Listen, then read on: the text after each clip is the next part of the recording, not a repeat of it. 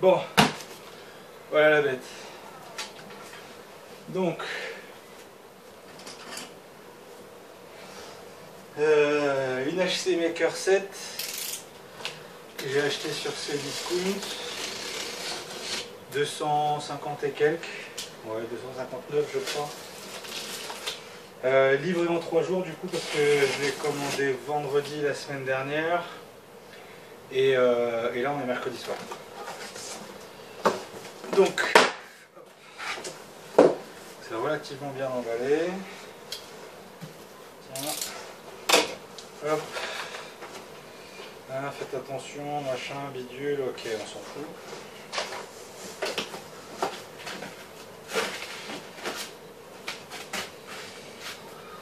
La bonne mousse bien formée. Des barres. J'ai mon imprimante maintenant. Bon alors hop, on va la sortir.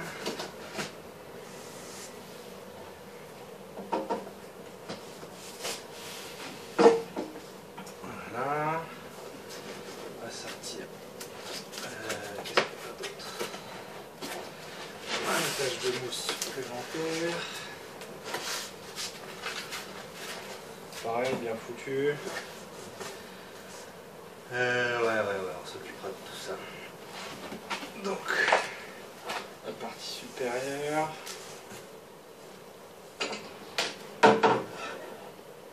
Essayez de pas tout péter avant qu'on l'allume. Des outils, des vis, de la colle, un tournevis, bon bah, classique quoi. Une prise UK. Ouais. Je dois avoir des prises comme ça dans ma réserve. Du fil encore, un peu de PLA, je sais pas si je vais pouvoir faire beaucoup de choses avec. Le support de filament en acrylique je suppose. Les manuels. User guide, assembly specification, pre-installation instruction, donc je pense que ce sera plutôt dans ce sens-là qu'il faudra le lire. Hop. Et le boîtier d'alim avec tout le reste des câbles. Et il n'y a plus rien. Ok. On va pousser ça là. Faut pas foutre la merde dans l'appart. On va tout ranger. Je crois que c'était comme ça. Hop. Et hop.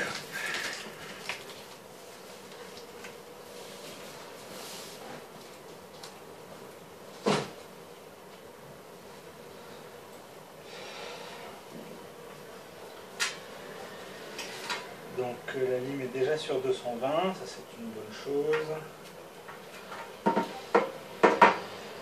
Petit Rotary encodeur.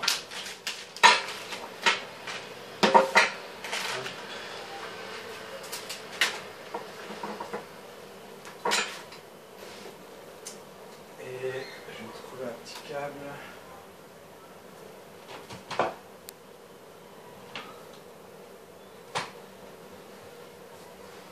Et du coup on va remplacer la prise UK par les prises françaises.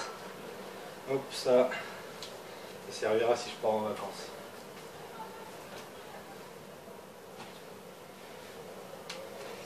Voilà ce qu'il y a dedans du coup. On va quand même vérifier qu'on a la bonne référence.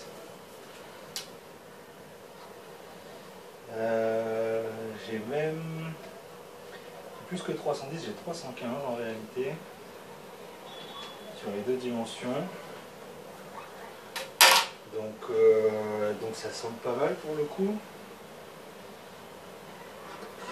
Alors c'est censé être un clone de la CR10S avec plein de choses en avance qui sont déjà prévues. Donc normalement il y a déjà firmware Marlin dans le bloc de commande. On a déjà ces améliorations là, le Caterpillar, je sais pas trop comment ça s'appelle mais voilà quoi. Donc, du coup ça on peut, normalement il faut l'imprimer. À mon boulot ils ont acheté une CR10 5S, donc une 500, 500, 400 je crois. Et avec Mathieu on est obligé de les imprimer, mais du coup là ça vient avec. Donc ça c'est un clone de la CR10S, donc double Z-axis, deux vis sans fin pour les Z. On a un plateau un peu plus grand. Je crois que les profilés en aluminium sont plus petits que sur la 5S que j'ai au boulot, mais voilà, c'est une 5S quoi, donc c'est pas du tout le même volume. Et une des différences majeures avec la CR10, c'est que au lieu d'avoir l'extrudeur, donc le truc qui pousse le fil, parce que évidemment l'extrudeur c'est en français et en anglais c'est deux pièces différentes. Au lieu d'avoir l'extrudeur sur le côté en Bowden design, là on est en direct extrudeur. Du coup a priori ça devrait être plus facile d'imprimer du fil à flex ou des filaments flexibles de ce genre là, puisque il y aura beaucoup moins de difficultés à pousser du fil flexible à l'intérieur. Par contre, on pourrait effectivement avoir un peu de ghosting, ringing, je sais pas trop comment vous appelez ça, il me semble que ça s'appelle ghosting. Vu que l'ensemble extrudeur et Roten sont déjà sur la même pièce, ça fait plus de masse à déplacer et du coup quand si on imprime trop vite ça peut créer des vibrations qui peuvent se répercuter sur le reste de la pièce et du coup créer des artefacts à l'impression, mais moi je sais pas, on verra. On verra parce que du coup ouais, elle est quand même pas si cher que ça pour le coup. Tout a l'air bien vissé. Un des inconvénients aussi, c'est que ces trucs-là, ces trucs en T, qui sont censés tenir l'imprimante quand elle sera là, ils sont en acrylique et pas en métal. Donc, et pareil pour ceux du dessus. Donc ça peut toujours se remplacer, hein, on verra. On verra. Et un autre avantage comparé à la CR10, c'est que la ligne tourne à 24 volts. Putain, mais de toute façon, il faut poser ça pour pas que ça se casse la gueule. Comme ça, je suppose. Ouais, et encore. J'ai moyen confiance, mais bon. Plateau 24 volts, donc il est censé chauffer plus vite et plus haut. À voir, parce que sur internet, les gens disent que a priori, on ne peut pas monter au-dessus de 70 degrés. Peut-être on va lui fabriquer une petite boîte pour qu'elle vive dedans, je sais pas, on verra. Si je reste sur du PLA, ça ne devrait pas poser de problème. Si je veux monter sur de l'ABS ou des matériaux qui ont besoin d'un lit chauffé un peu plus haut, on verra. Mais voilà ce qu'il y a dedans. Le montage, du coup, j'ai des copains qui viendront tout à l'heure, donc je vous le passerai, je sais pas, on verra. Probablement en accéléré et je mettrai de la musique ou je sais pas, mais voilà. Voilà qu'est-ce qu'il y a à l'intérieur. Du coup, il y a déjà aussi le plateau en verre qui vient avec. Ta mère, hein.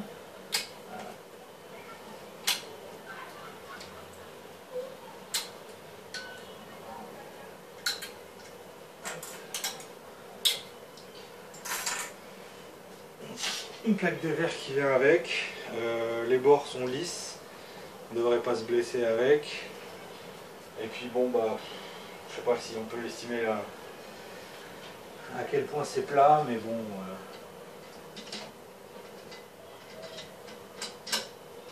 Ouais, il y a peut-être des vis qui ont bougé là-dedans. Mais de toute façon il faudra tout nettoyer, surtout la plaque. Donc on verra bien ce que ça donnera tout à l'heure. Et du coup j'ai acheté aussi en avance